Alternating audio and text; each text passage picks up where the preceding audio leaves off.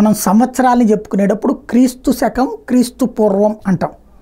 అట్లాగే తెలంగాణ గురించి చెప్పుకునేటప్పుడు కేసీఆర్ పూర్వం కేసీఆర్ తర్వాత అని చెప్పుకోవాలి. ఎందుకంటే 2000 సంవత్సరం వరకు తెలంగాణ వాదం అనేటువంటి తెలంగాణ అనే అక్కడ వాళ్ళకి ఒక ఫీలింగ్ ఉంటుందంట అని తెలుసు, కానీ తెలంగాణ రాష్ట్రం దాని గురించిన ఒక ఫీలింగ్ ఇది ఆంధ్రులకి పెద్దగా తెలియదు.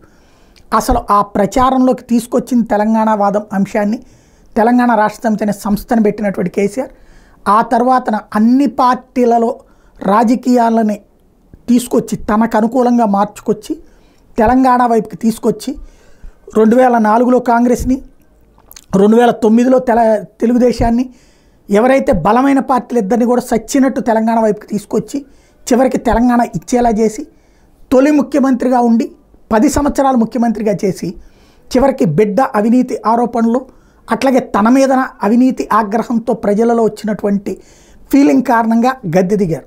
ఇప్పుడు కేసీఆర్ భవిష్యత్తుకి ఈ ఎన్నికలు ప్రధానమైనటువంటి అంశం. ఎందుకంటే అసెంబ్లీ ఎన్నికల్లో దెబ్బతినేశారు, పార్లమెంట్ ఎన్నికల్లో దెబ్బతింటే కేసీఆర్ భవిష్యత్తు డౌటే. ఎందుకు అంటే కాంగ్రెస్ బీజేపీ కమ్ముకొచ్చేస్తాయి అన్ని వైపుల నుండి. అలాగే బీఆర్ఎస్లో 5 ఏళ్ల పాటు భరించాలంటే కష్టం. ఎందుకంటే కాంగ్రెస్ బీజేపీలో ఉన్నటువంటి వాళ్ళని లేదా కమ్యూనిస్టులో ఉన్న వాళ్ళని వెంటాడి వేధించి తన వైపుకి తెచ్చుకున్నారు కేసీఆర్. అదే అస్త్రం ఇప్పటికి బీఆర్ఎస్ మీద ప్రారంభించేసింది కాంగ్రెస్ పార్టీ. ఇప్పుడు రేపు పొద్దున కనుక బీఆర్ఎస్ ఓడిందా, దాంట్లో ఏ నామమాత్రంగా మిగిలిందా, ఇందులో ఉన్నటువంటి నాయకులందరూ కూడా ఈ 2 పార్టీల రక్షణ చట్టంలోకి దూరిపోయే ప్రయత్నం చేస్తారు. కాబట్టి ఇక ఆ తర్వాత మళ్ళీ పుంజుకోవడం అంటే కష్టం.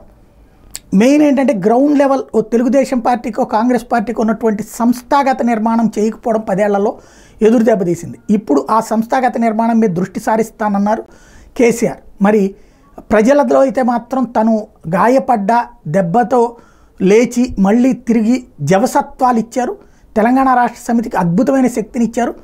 మళ్ళీ టెంపో తీసుకురాగలిగారు. అసలు లేదు బీఆర్ఎస్ అన్నటువంటి స్టేజ్ నుంచి టెంపో తీసుకురాగలిగారు.